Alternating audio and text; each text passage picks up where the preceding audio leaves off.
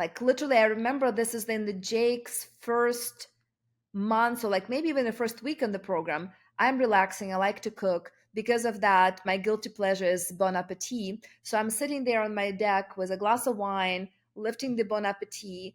And here we are. Like I'm like Fila Manila and a big centerfold about the best sauces to keep in your pantry. And I'm like, darn. And we didn't even know about this. Right. And so to me, that proves when you see things like this, the big space, but like what does it take for at that time solo entrepreneur that was the business barely in existence for a few months to get his product to get endorsed by Bon Appetit?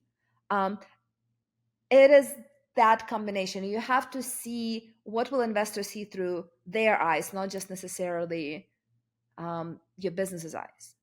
Yeah, so it wasn't really planned. I mean, it just so happened that the Bon Appetit team evaluated the product. I think maybe like 1 or 2 weeks before the program started. So I had no idea. So, sometimes they like it, sometimes they don't. And it just so happened. I think it was like week 1 or week 2 of that summer program, Oksana. That's when the article came out, and like you said, the article said we tried, and this is the best we've tried. And so it is kind of that excitement, and then getting that great coverage and that PR kind of mentions, and like to almost like reinforce Joe and Oksana's thinking behind the company. It almost cements the idea, right? So it's like, okay, maybe we made a good bet, and then all of a sudden like this Bon Appetit thing comes out on a national scale and says this is pretty good. And so, it helped us as well. Like Oksana said, every week there's a traction competition. I think we won for a few weeks straight. I think we actually won the most weeks as well, Oksana, in that summer program. You won the most weeks, I think, that time around until you sold out of the product. And the question is like, because I think coming up with a great, fantastic product, but then learning how to scale up your operations is not trivial.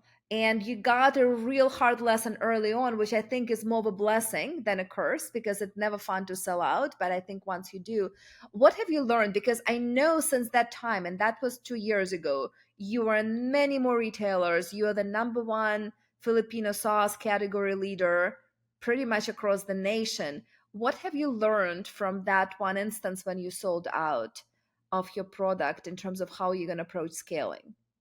Yeah, I mean, there's so many lessons learned in the 1 or 2 years since that program, and even with that experience of selling out almost overnight, with the article, it just shows you we got a couple lessons out of it. I think the first one is just being ready for these unanticipated demands, right? So making sure that you're fully stocked with inventory.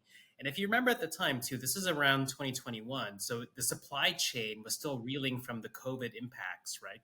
So glass was hard to get, certain ingredients was hard to get. So trying to mitigate some of those hiccups in the supply chain by planning ahead in more advance. Number two, it really opened up my eyes and the kind of the issues with our packaging format at the time, which was glass jars. So we were shipping glass jars by the thousands across the country, and then no surprise. I mean, obviously we got a lot of complaints about broken glass, and yeah, and then like glass was expensive at the time as well. Like people don't know, but a lot of glass is actually imported from China.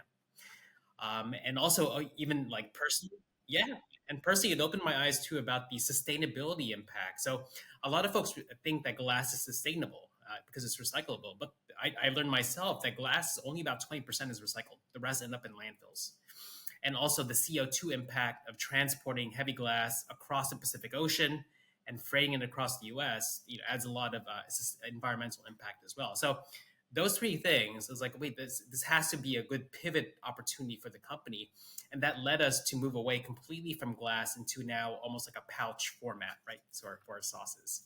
And so what that does is that it really mitigates that risk of shipping e-commerce. So we could ship these across the US without any issues of breakage. We're able to ship it lighter, so we save costs in that way. But also more importantly, reducing our CO2 and our carbon footprint at the same time. So, it takes these little hiccups like running out of stock during this great press thing to really open your eyes to so many great opportunities and how the company can pivot in a long-term beneficial way. Well, I guess we're going to round up our kitchen chat with Jake and Fila Manila, and we're going to bring you more of those. I hope it gave you a bit of a taste for what it takes to bring the future unicorn to everyone's table. And I'm convinced that Jake is going to deliver on his vision of bringing the next generation Filipino cuisine flavors to everyone's kitchen, and we all are going to benefit because yum, it is delicious. If you have not ordered this, please do. I know it's always a standby on my shelf. And we're looking forward to bringing dialogues with more founders so that you get to see this interaction for real and what it takes to build the future unicorn. And on that, thank you so much. We'll talk to you soon.